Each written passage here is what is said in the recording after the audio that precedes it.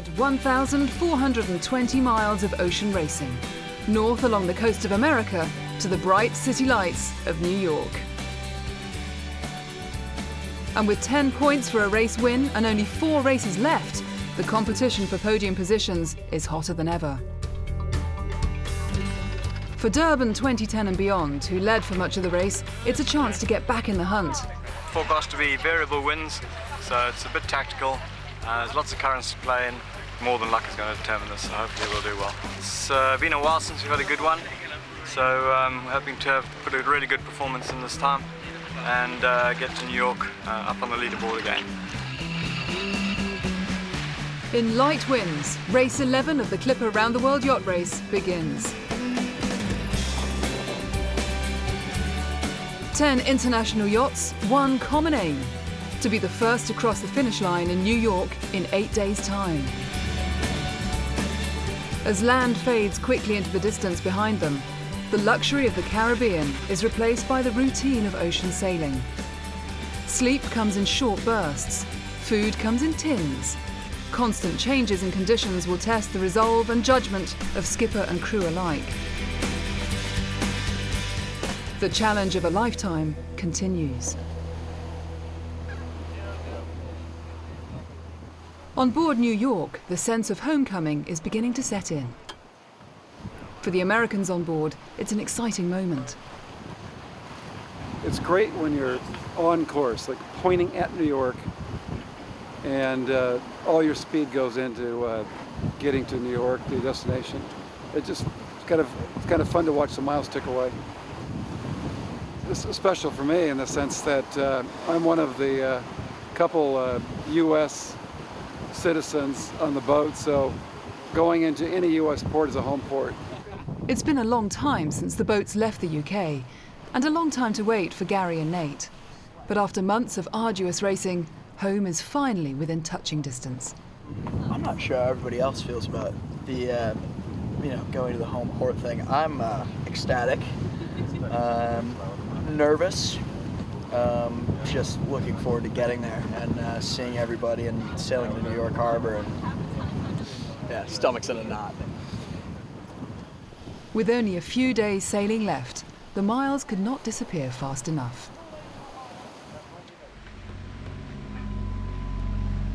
But while one boat charges onwards, elsewhere in the fleet, another is going nowhere. In the middle of the Caribbean Sea, Glasgow, Scotland with Star Clipper has ground to a halt. A stray fishing net has wrapped itself around the keel of the boat, and though only small, it's enough to stop the yacht in its tracks. 2 or 3 needed cutting, and it slid off. Yeah.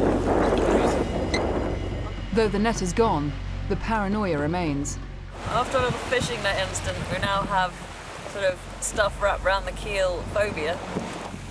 If we do get becalmed, we'll jump in the sea and check that there's nothing. It doesn't feel like there's anything down there. But as the wind dies, so does the speed. Is the boat going as fast as it possibly can? What do you want me to look at? Basically, just have a look on the boat and check that we've got nothing stuck on anything. See, the prop should be all closed up, but all open up.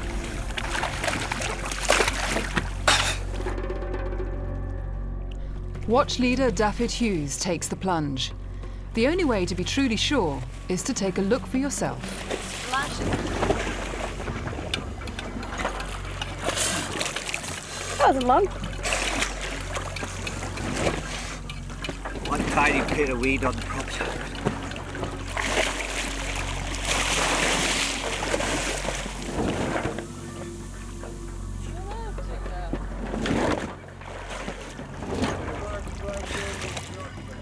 With the weed safely removed and confidence sufficiently restored, the task of racing can begin again. Elsewhere, steady progress continues towards the finish line in New York. On board Uniquely Singapore, it's time for the Skeds, a 6-hourly poll across the fleet to keep a track of the positions of all of the boats.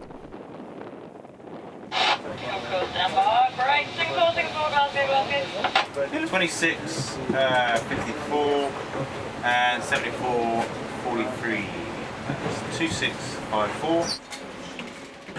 By plotting the positions of the other boats, the crews can keep a check on their performance. 74.56. We've just got the latest sked in, telling us our position of the fleet. We've just plotted the whole fleet's position, and it looks like we're 7th or 8th. Fluky conditions means the rest of the fleet are never far away. Keeping one step ahead is a constant struggle. And we can pretty much see everybody from here, almost all 8 boats, so that's quite exciting sailing, even though we are only doing 3 knots. Inch by inch, the battle rages in slow motion.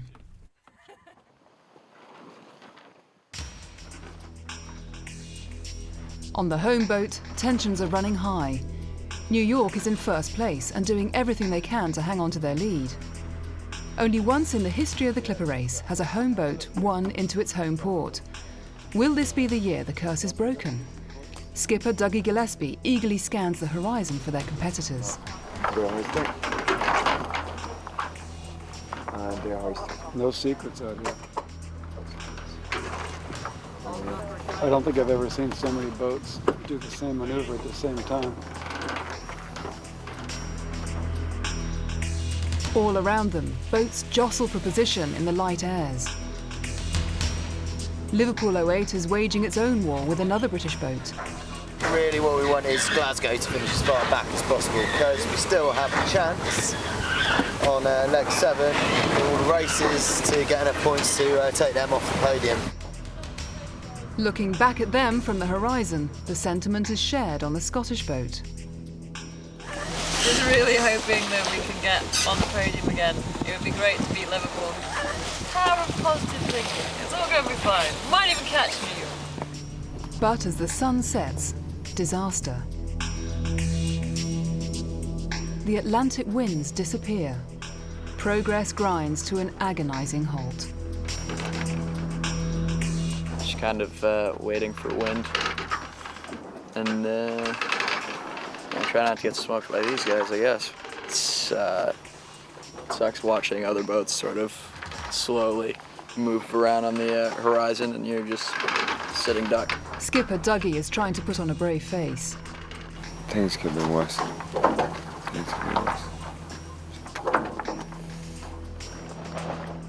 Sails change in constant rotation as the crews search desperately for any life-giving gust. With the fleet so close together and the finish line only miles away, the tension is unbearable. A lot of anxiety, there truly is. It's like we're chasing phantom boats that we don't know where they are, how they did. We will find out in about 30 minutes. As the final meters drift by, the crew of New York can only sit and wait. Will this be the year the home port curse is finally broken? Sketch just come in. There's a great reefs and rating and all the rest of it, but the main thing is... Well on!